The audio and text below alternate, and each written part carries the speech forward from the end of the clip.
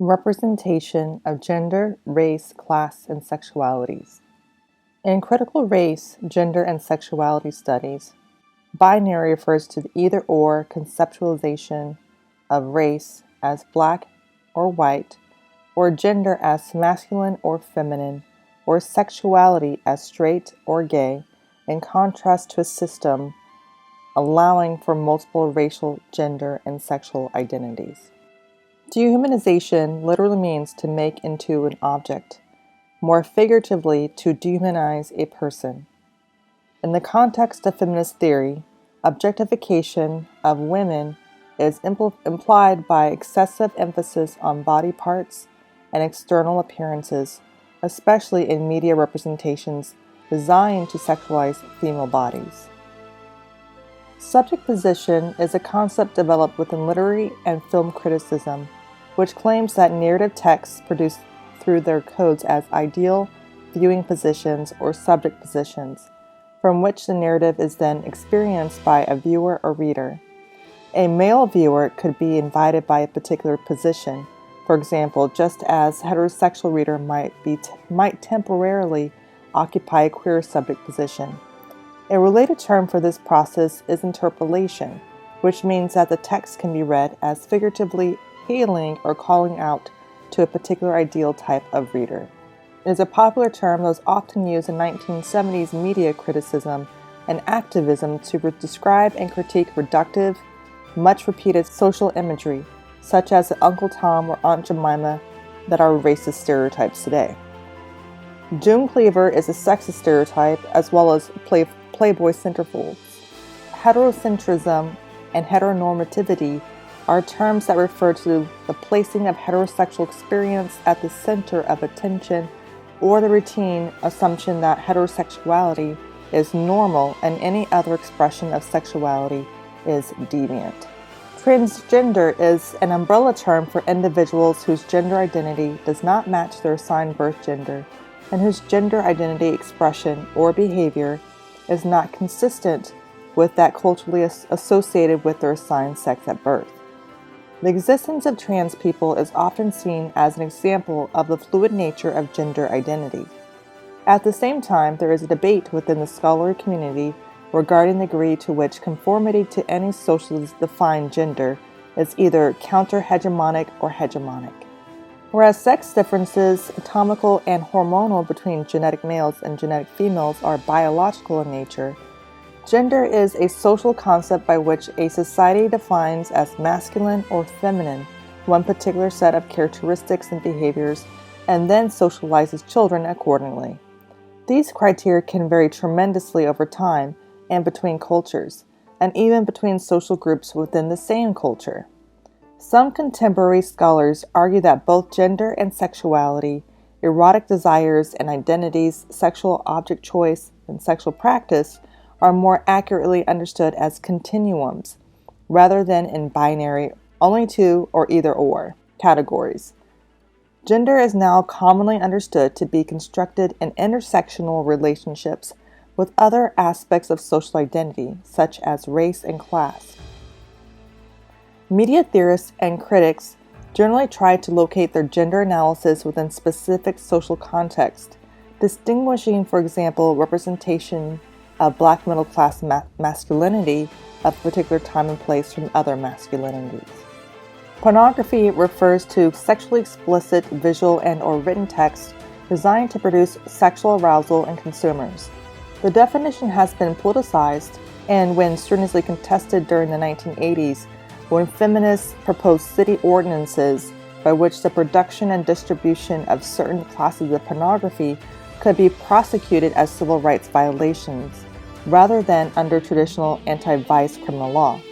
Anti-pornography feminists argue that pornography is a form of violence against women in its production and consumption. Against this position, there are some who argue that pornography provides a space for sexual creativity and power for women. Journalist Pamela Paul is often credited with introducing this term in her book, Pornified: How Pornography is Damaging Our Lives. It refers to the way pornography, as both a discourse and an industry, has increasingly come to dominate our cultural landscape and shape sexual relationships. Within the feminist community, there is a long-standing debate regarding the degree to which pornification is an expression of misogyny or an example of women's sexual agency. This book, working within the critical cultural studies paradigm, contains chapters that see pornification as inextricably linked to the increasing commodification of all aspects of our lives and the attendant erosion of sexual agency and creativity. Hegemony is a term utilized by Italian Marxist theorist Antonio Gramsci to refer to the process by which those in power secure the consent of their socially subordinates under them. Rather than requiring overt force as represented by military or police force, the elite, through their control of religious, education, and media institutions, attempt to persuade the populace that their hierarchical social and economic system is fixed and natural, and therefore unchangeable. According to Gramsci, however, such consent is never secure once and for all, but must continually be sought, and there is always some room for resistance through subversive, counter-hegemonic cultural work. Within cultural studies, discourse analysis examines how power relations in societies are sustained by and reflected in a variety of specialized ways of speaking and writing, such as those of elite institutions and groups. For example, medical professions, religious institutions, and academics, as influentially articulated in French historian Michel Foucault's The History of Sexuality. Content analysis is a social scientific method of describing and analyzing the content of a range of media text, either in qualitative or quantitative terms. Quantitative content analysis refers to counting the number of times that certain types of material appear, and is especially useful for describing the broad contours of a large quantity of text, but it tends to miss the more subtle and complex ways texts construct meaning, which is qualitative focus. There are a variety of forms of feminism. Feminism is a multidisciplinary approach to social analysis rooted in the contemporary women's movements and the lesbian, gay, bisexual, transgender, queer, or LGBTQ liberation movement. Emphasizing gender as a major organizing feature of power relations in society, feminists argue that the role of media and popular culture is crucial in the construction and dissemination of gender ideology and thus in gender socialization. As Bob Jensen explains in his chapter in this book, radical feminism opposes patriarchy, the system of institutionalized male dominance, and understands gender as a category that established and reinforces inequality.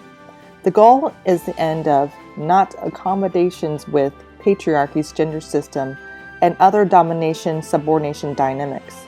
Feminists of color have critiqued the tendency of some feminist theory to privilege gender over other categories of experience.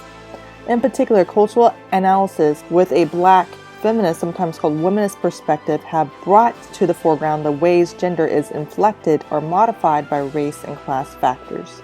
Postmodernism literally means after modernism. This term describes an influential philosophical movement of the later 20th century that reacted to and challenged many dominant 19th and earlier 20th century Western ideas based on modern scientific certainty and authority, including faith in social progress driven by science and reason. The postmodern era, roughly corresponding to the years after World War II, though some theorists would point earlier 20th century roots, is characterized by fragmentation of states and other sources of authority and a general skepticism regarding scientific progress in large-scale social projects and ideologies, whether religious or political.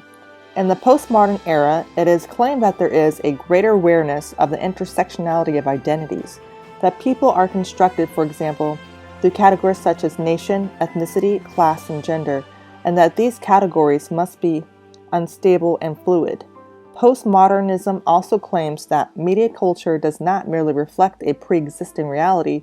Rather, these texts construct our notions of common sense, our systems of meaning, our identities, and the larger social reality. From a postmodern perspective, however, this does not lead to large-scale ideological manipulation or brainwashing, because the use of fragmented media sources by people with complex and unstable identities cannot lead to predictable or determinate outcomes.